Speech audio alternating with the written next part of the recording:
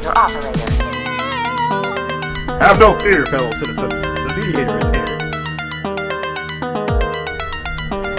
Good morning and welcome to this week's edition of The Mediator with me, your host, Brian West, here to give you the top 8 headlines and developing news stories that made it this week. Now, as usual, give you the top 8 local headlines and developing news stories that made it first, followed by a movie clip, a skit, a trailer, or something that's going on in the community, or maybe some pictures. And then I'll give you the top 8 international headlines and developing news stories that made it, folks. So let's waste no time. Oh, yeah. Let's get to it. Story number 1. How did the Panerathon go? Sheen Barron has a report published August 26 out of Youngstown. It appears that 12,000 people of all ages attended this year's Panerathon, raising more than $700,000. Now, the article goes on to explain how the goal for $5 million has been reached in a 15-year span, thus getting the story into the top 8. Story number 2. Moving on in downtown Youngstown without Realty Tower. Ed Runyon has an article published August 27th elaborating on how the mayor of Youngstown seems optimistic while moving forward after the setback at Realty Tower. The setback shut down the Hilton Hotel and displaced 170 residents from International Towers next door. Now, Youngstown has a mountain to climb when it comes to morale in the city, thus getting this story into the top 8. That's why story number 2 made it this week. Story number 3. Rethinking the marijuana issue. The local marijuana fight now involves children. Haley Roginski has an article explaining how the legalization of recreational marijuana, according to officials, they're saying that it now poses a threat to children who think it's okay and are now susceptible to consuming the highly addictive product, which is marijuana. Now, the ripple effect and side effect of child consumption is referenced by Timothy Lee, who is the medical director of Akron Children's Hospital, in which he states that he is already seeing an increase in children coming into the hospital for THC ingestion. He's saying that he's seen this since medical marijuana was legalized in 2016. He goes on to say that he expects the problem to get worse. Symptoms include sleepiness, lack of coordination, acting as if they're hallucinating, circulatory problems, low blood pressure, seizures, and drug-induced comas. Folks, this alone could cause a wave of lawsuits and a newfound opposition to when it comes to this particular fight, which is the marijuana fight, the new fight. That's why story number 3 made it this week. Story number 4. Local youth gun concerns. Ed Runyon has an article out of Youngstown published August 24th. The report focuses on how police are doing everything to keep guns out of the hands of local youth after several shooting incidents in the city, with many of them resulting in deaths. Now, the most recent was on the city's north side. As stated in the report, each incident may not have occurred if guns were out of the picture.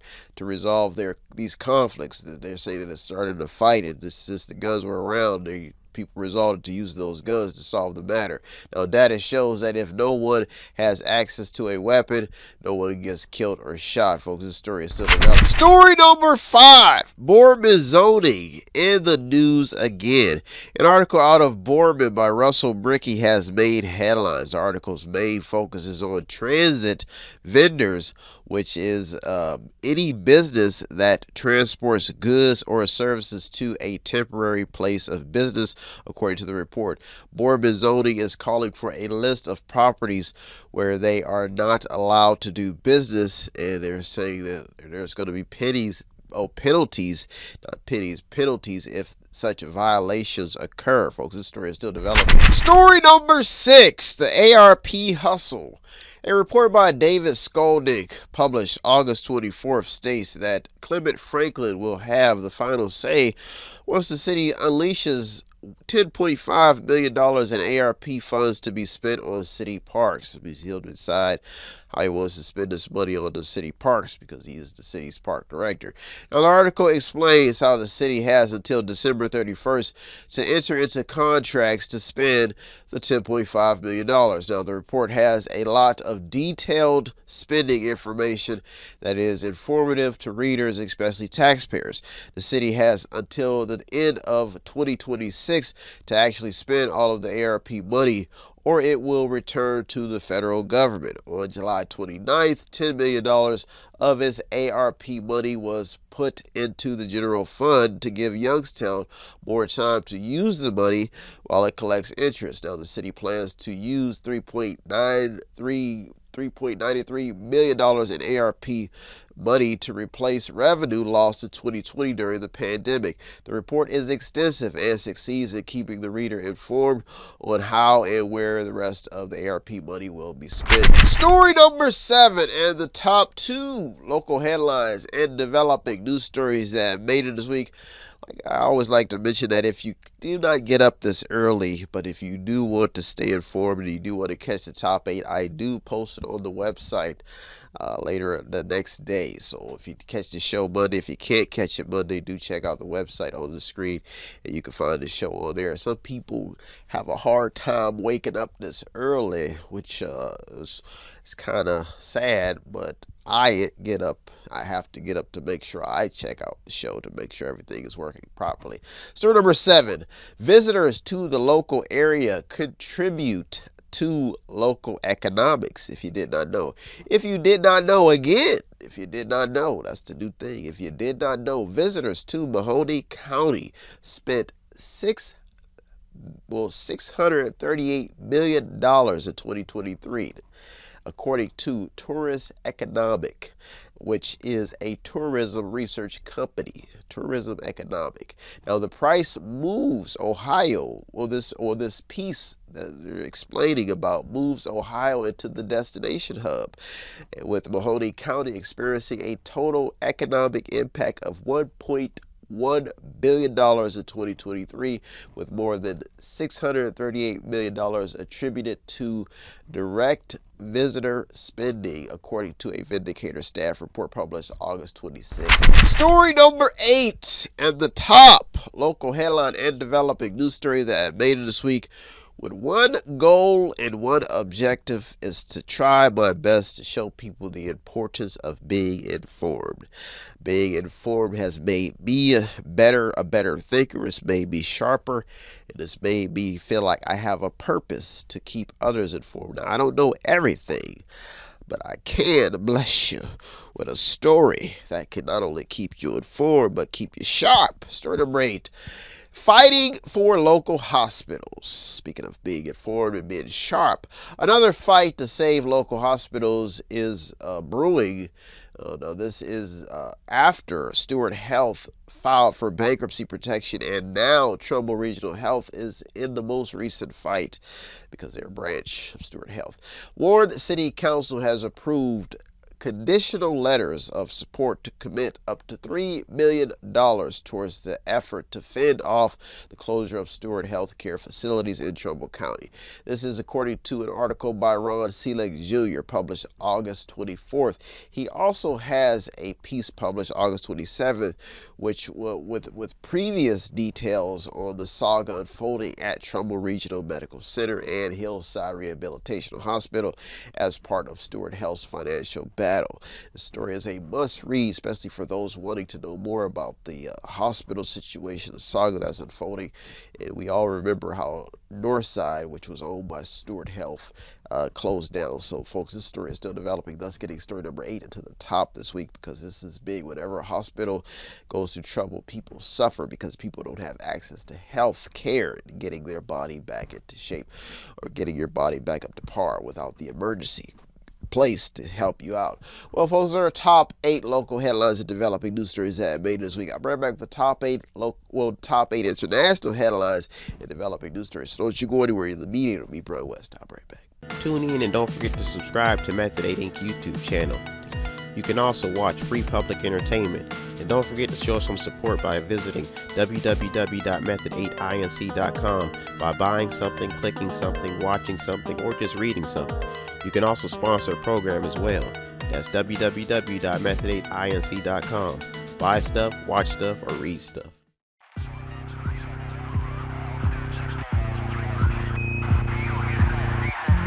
Welcome back. Now it's time to get to the top 8 international headlines and developing news stories that made it this week. We are headed into Labor Day. If you're watching the show today, it is Labor Day. If you're watching the show yesterday on Sunday, it is Labor Day tomorrow.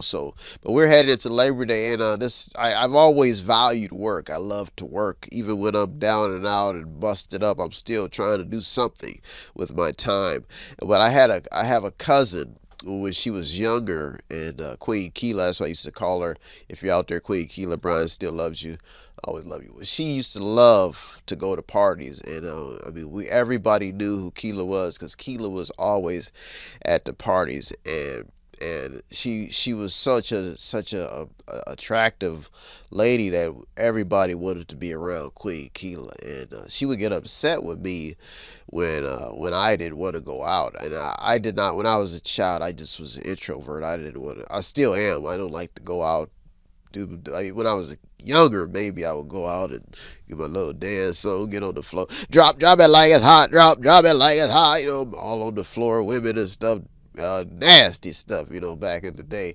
But when I met up with my cousin, she had trying to get me well after a brutal relationship. So she said, you should always say, Brian, let's go out and have some fun. So I went out, and it was like going on like an episode of, I don't know if people remember the movie Coming to America. I'd be out and I see all these women, they'd be dressed to impress, cleavage and bootylology. And I see this. So Queen Keela, we go out and she's like, let's get it cracking, man.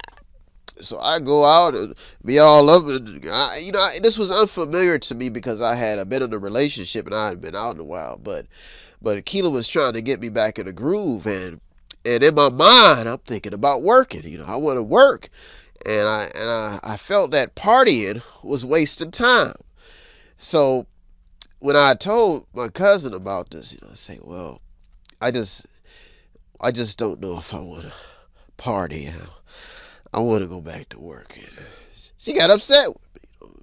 And this is what people do. But one thing I say about my cousin, she was like, I respect that, bro. But she wanted her life to be, positive, and she was trying to be positive. But when I told her this, she got back to working, and she got upset with me because I broke my phone. And I remember my cousin Queen Keela, But every time I think about going to work, I think about sacrificing partying, because you got to work.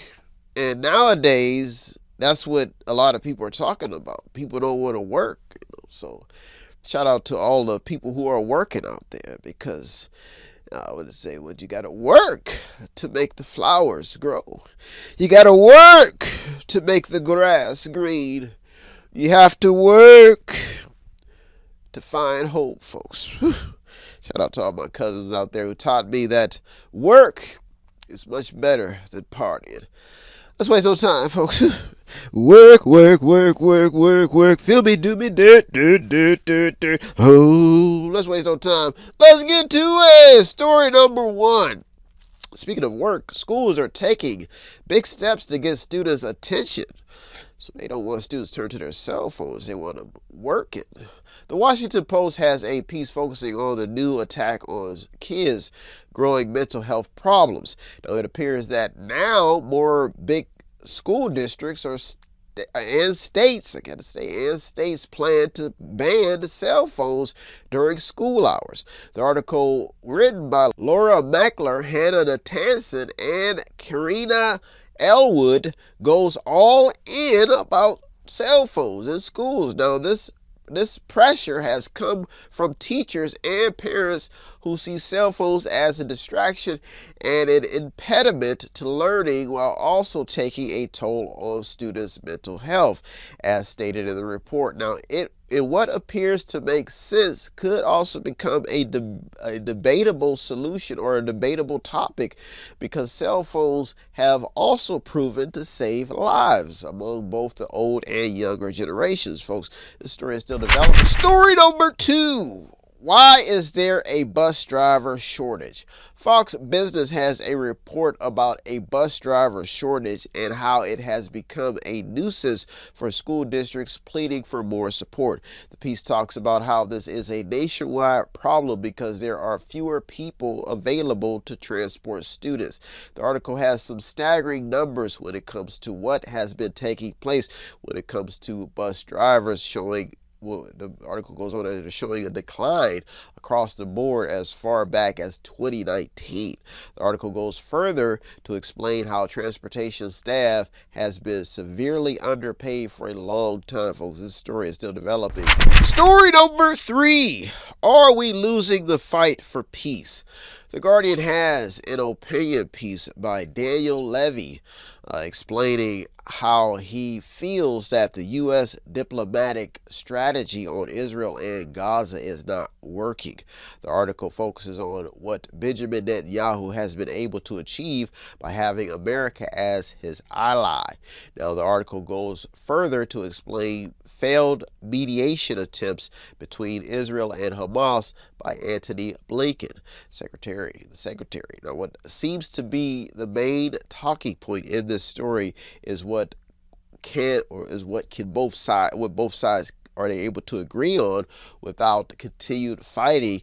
And at the moment, even after massive losses, they still can't seem to find some middle ground, which is a peaceful solution, folks. The story is still developing. Story number 4, the tax issue.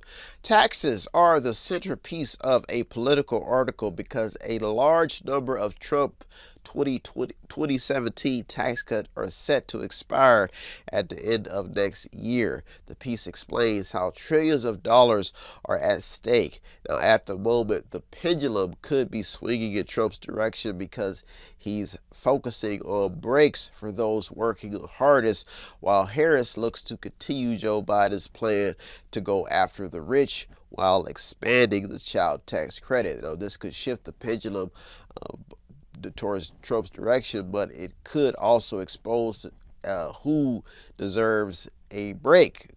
So the pendulum could shift in either Trump's direction or Harris's direction, depending on these tax breaks and what people are talking about. Now, some rich say that they don't mind being taxed, but there are pros and cons on both sides, because less taxes means more business growth, while more taxes means more government growth. Folks, the story is gaining steam headed into the next presidential election. Each candidate is still in the fight to win votes. That's what's number 4 made in this week. Well, folks, our top 4 international headlines and developing news stories that made in this week. I'm right back with the top 4, so don't you go anywhere. The Mediator with me, Brian West. I'll be right back. Tune in to Methodate's YouTube channel to check out the top interviews that made it throughout the years and months. Visit Methodate.com. Check out all the community interviews if you want to check it out. Methodate.com. Buy something, click on something, watch something, read something, or just sponsor a program. Oh, yeah. Welcome back. Now it's time to get to the top 4 international headlines and developing news stories that made it this week, folks. It is Labor Day, the day set aside to honor working people. And this day always means a lot to me because I've spent my entire life working. I have not taken a day off, I don't think, since high school. I did take some vacations when I worked for the post office, but even that was good, because in the post office, that's all they care about is work. Post office don't care. You'll be sleep in bed on your day off. They'll call you. Oh, Brian, can you come in and cover Jonathan's route? And you'll be, no, I don't. I'm tired. Roll over. And the sad part about the post office, you can get fired. Well, it's hard to fire you, but you can get on somebody's bad side just by not coming in on your day off. That's how sad it is. I was on the overtime list my entire career, decided to take, I came in late one day on a day I wasn't supposed to work, and the supervisor got all upset. Gave me evil looks. I shouldn't have to call on you, Brian. And that's what happens when you don't want to work. That's the sad part about America, is America loves work, And America loves work so much that you got to go to the hospital just to get back to work. They'll fire you if you got a fatal disease, and that's the saddest part about America. And they'll get you back up to par. I've gotten the message, because when I got hurt when I served the country, I saw how all the work it went into just to getting you to go back to work, and I got the message. So that's why people like, Brian, don't you just take a day off?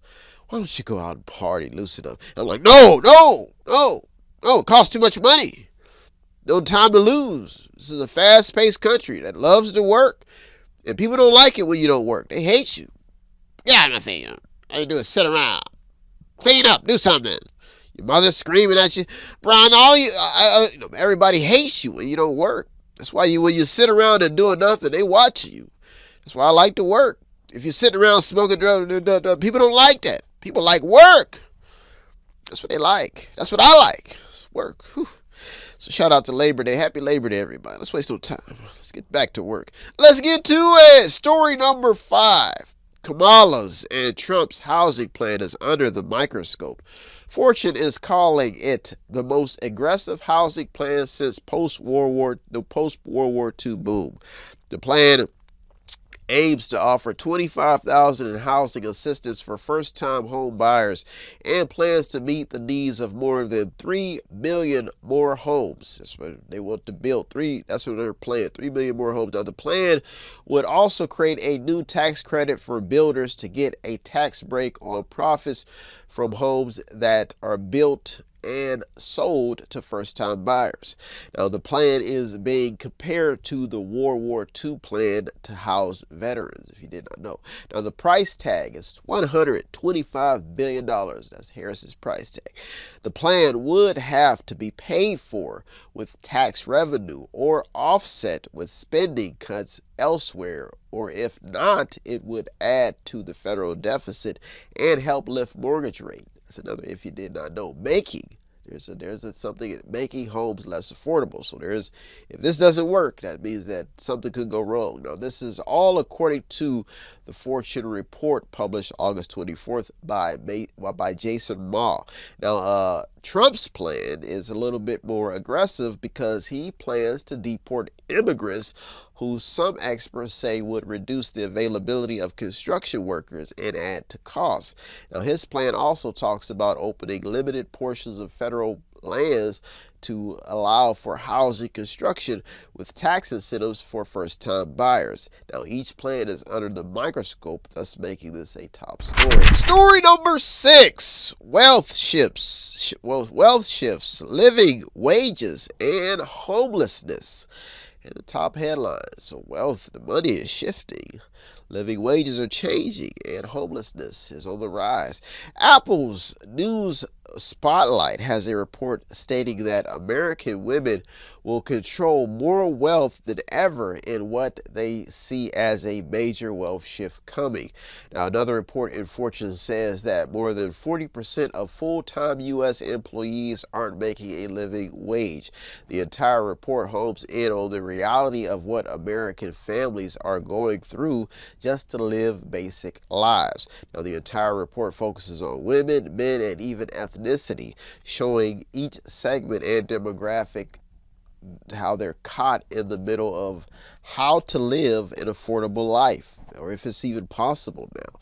Now, another story in the Washington Post talks about how some flight attendants are facing homelessness and hunger. The headline begins by stating that they're barely surviving. These are flight attendants. Now, the report goes all in and exposes the struggling traveling business. If it is struggling, well, that's what the report says. Now, the entire article puts you in the middle of the often overlooked job of a flight attendant. Now, each story emphasizes a need for more money to live in the lives of every American. Story number 7 and the top 2 international headlines and developing news stories that made this week for you to keep you informed. There's no special way to do this, but there is a special way to mix this show up to keep you informed and edit it specifically for that purpose. And maybe a little bit of jazzy tunes to it. Story number 7. The price gouging question. The Atlantic has a report focusing on Kamala Harris's proposed price gouging ban and how it might irritate a lot of academics. There is a but it may make sense to everyone else outside of the academic arena. That's the way the headline reads, some of it. Now, in what the article calls Soviet-style price controls, that's what the article calls it, that would lead to shortages and runaway inflation. So they're saying that there are some things going on in Harris's plan. Now, the article also points out how every state already has a law restricting at least some forms of price gouging. So they're showing that something could be messed up in the way Harris is approaching this. Now, the article is very informative, but really points out how Harris's claim and attack may not be all as well thought out as it may sound. Now, this story is still developing, though. The question now is it price gouging or just conserving to pay the bills? Story number 8 in the top international headline and developing news story that made it this week. A man standing in the middle of a busy street, giving you the top 8 stories. And that man is the Mediator, coming in to rescue you with information that you may need. Information that you may need to digest. Information that is creating a pathway through the brain and enlightenment to knowledge. Story number 8, the small business question. MoneyWise has a headline focusing on how California restaurants have already cut staffing hours because of the minimum wage hike. The minimum wage went from $16 to $20 per hour. Wow. Now, the businesses are saying they've never seen anything like this. Small businesses are now having to shovel up what's left when big businesses go under while they're barely hanging on themselves. Places like fast food restaurants where you have to pay people $20 an hour. Do you have the money? That's the big question. Now, the reality is that money is tight and business owners are fighting to adapt. Inflation is the enemy now, folks. Enemy number 1.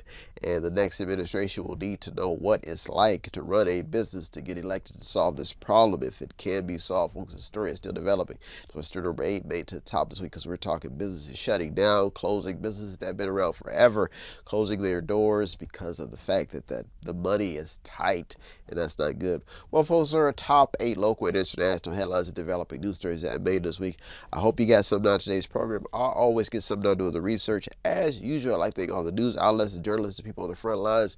You deserve all the credit. I'm just the mediator, the man in the middle, navigating your stories just to keep people informed. If you want to show some support here at Methane, it does not take much. All you have to do is visit the website on the screen, buy something, click on something, watch something, read something, or just sponsor a program. Or you can stop at the store at 5648 Market Street in Boardman, Ohio. See my smiling face and maybe buy something in the store just to show some support.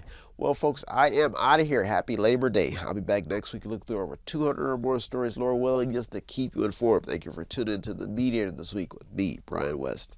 Peace. Have no fear, fellow citizens. The Mediator is here.